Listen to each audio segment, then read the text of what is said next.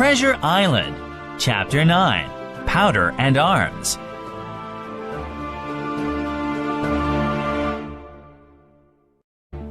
The Hispaniola was far out in the bay, but at last our small boat came alongside the ship and we stepped aboard.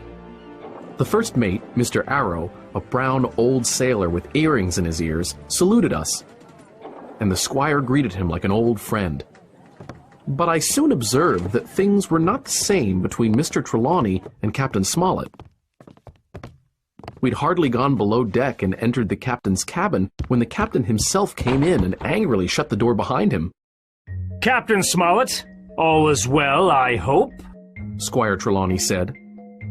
"Well, sir," the captain said, "I'll be frank. I don't like this voyage, I don't like the men, and I don't like my first mate." "Perhaps, sir, you don't like the ship?" the squire asked angrily. "I can't say that, as I haven't tried her," the captain replied. "I guess you don't like your employer either," the squire shot back. Seeing a fight brewing, Dr. Livesey cut in. "Calm down, gentlemen. Questions like that can only produce ill feelings, Squire," he said. "Captain, I'd like an explanation. Why don't you like this voyage?" "I've just learned we're going after treasure. Heard it from my own crew," the captain said. "Searching for buried treasure can be dangerous, especially when the reason for the voyage is kept secret from the captain, Mr. Trelawney." "What are you suggesting, sir?" Trelawney asked indignantly. "There's been too much talk," the captain said. "I don't believe either of you know what we're facing, but I'll tell you what I think will happen.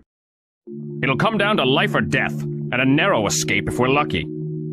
"We are not as ignorant as you believe," Dr. Livesey said. "You say you don't like the crew. Aren't they good seamen?"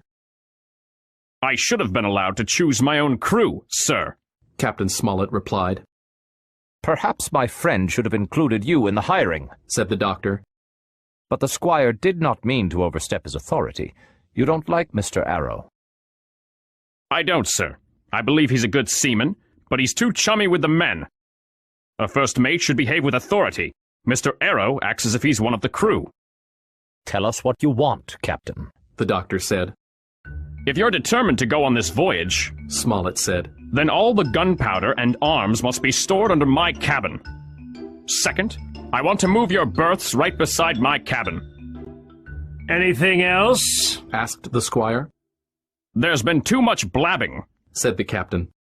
"Far too much," the doctor agreed. "I've heard you have a map of an island, with crosses that show where the treasure is," the captain said. And then he named the exact latitude and longitude of the island. "I never told a soul!" Squire Trelawney cried. "The crew knows all about the island, sir," said the captain. "Livesey, you or Hawkins must have said something," the squire said. "It doesn't matter who," replied the doctor. "Well, gentlemen," the captain said, "I don't know who has this map, but keep it secret, even from me and Mr. Arrow.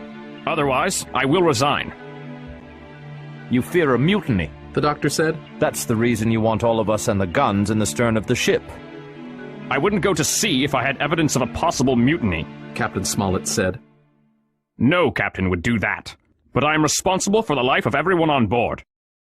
So I'm asking you to take certain precautions, or let me resign. That's all." "I will do as you desire," said the squire. "but I don't like your attitude very much." "I don't care what you think, sir," the captain said. "but I must do my duty." And with that, he left. "Trelawney," the doctor said, "I believe you've managed to get 2 honest men on board with you. That man and Long John Silver." "Of course Silver is honest," the squire yelled. "but as for that intolerable captain, I think he's unmanly and downright unpatriotic." "Well," the doctor said, "we shall see." When we came back on deck, the men were already moving the arms and gunpowder into the space underneath the cabin. The captain and Mr. Arrow supervised, while the men worked hard to fix up the whole ship. 6 new berths had been constructed in the stern of the ship from part of the galley, with a passageway to the captain's cabin on the port side. It was decided that the doctor, the squire, Redruth, Hunter, Joyce, and I would sleep there. Mr. Arrow would sleep on deck in a hammock to keep watch. As the crew finished their work, Long John and a few men came alongside the ship in a shore boat. Long John scrambled up the side of the ship like a monkey and called out, Yo-ho, mates! What's going on? We're moving all the guns. a man answered. Why? Long John bellowed. If we do that, it will delay our departure. It's my orders. Snapped the captain. You may go below, cook. The men will want supper. Aye, aye, sir. Long John answered, and saluting, he disappeared toward the galley. He's a good man, Captain, The doctor said. Very likely, sir. Captain Smollett replied. Easy with that, men, easy. He said to the men carrying the crates of gunpowder. Then he saw me examining a small cannon on deck. Hey, you! Ship's boy! He shouted. Leave that alone. Go to the cook and get to work. As I was hurrying off, I heard him say quite loudly to the doctor, I'll have no favorites on my ship. I fully agreed with the squire. I hated the captain deeply.